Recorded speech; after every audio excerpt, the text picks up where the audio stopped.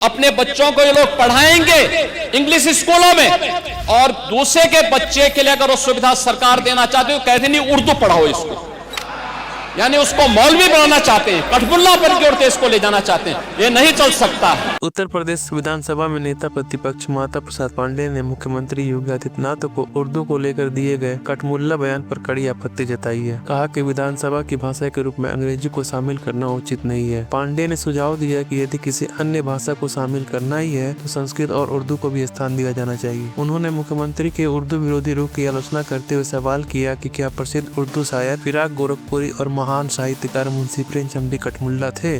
देखिए, मुख्यमंत्री हैं, वो कुछ भी कह सकते हैं।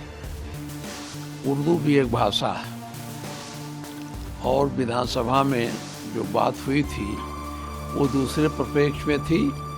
उन्होंने अपने एजेंडे को चलाने के लिए कठमुल्ला उर्दू की बात कर दी। हकीकत यह है कि यहाँ जो अंग्रेजी लाई जा रही है उसका हम विरोध कर रहे थे, और अगर उर्दू पढ़ना कठमुल्लापन है तो यूनिवर्सिटियों में जो उर्दू विभाग खोले गए उसे बंद कर देना चाहिए। अरबी फारसी जो यूनिवर्सिटी है उसकी ज़रूरत ही क्या है? ये उर्दू पढ़ना या उर्दू में बोलना कठमुल्लापन नहीं है।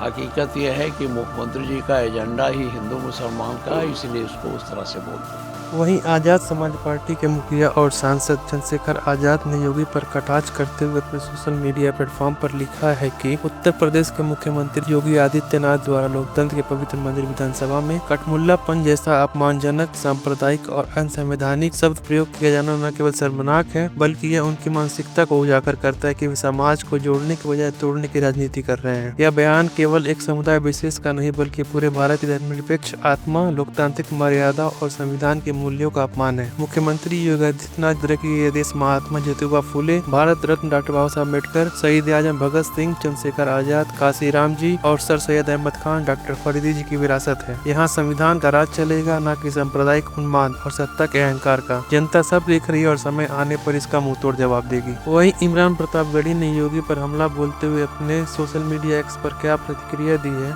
सुनिए। जिस उर्दू की मोहब्बत में राम प्रसाद बिस्मिल हो गए, जिस उर्दू की मोहब्बत में रघुपति सहाय फिराक गोरखपुरी हो गए, ब्रिज नारायण चकबस्त हो गए, पंडित हरिचंद अख्तर हो गए और संपूर्ण सिंह काला गुलजार हो गए। जिस उर्दू में भगत सिंह खत लिखा करते थे, जिस उर्दू को खुद गांधी जी हिंदुस्तानी भाषा कहते हैं, जिस भाषा से नेहरू और पटेल ने प्यार किया, जिस भाषा ने इनकलाब जिंदाबाद का नारा दिया, जिस भाषा ने जय हिंद का नारा दिया, जिस भाषा में मोहब्बत और बगावत के गीत गाए, आज एक सूबे के मुखिया उसी भाषा को कठमुल्ला की भाषा कह रहे हैं। उन्हें कोई बताए कि उर्दू कठमुल्ला की नहीं बल्कि आनंद नारायण मुल्ला की जुबान है। मुल्ला बना दिया इसे भी महाजे जंग, एक सुलह का पैगाम थी उर्दू ज़बान का भी। आनंद नारायण मुल्ला।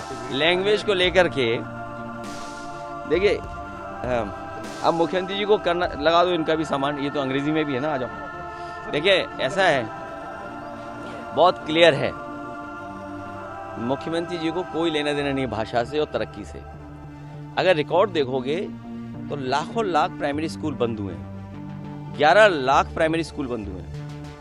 आपके इंटरमीडिएट स्कूल कितने खुले हैं?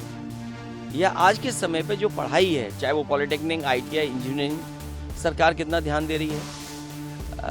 एजुकेशन की गुणवत्ता कैसे बेहतर हो, समय समय पे रिपोर्ट्स आई हैं, उस पर सरकार कितना काम कर रही है। सरकार को ये सोचना चाहिए कि 11 लाख प्राइमरी स्कूल जहाँ बंद हुए हैं, सबसे ज़्यादा यूपी में बंद हुए हैं, और सबसे प्रेस्टिजियस दिल्ली का स्कूल एक था संस्कृति, IAS एसोसिएशन के लोग चलाते थे।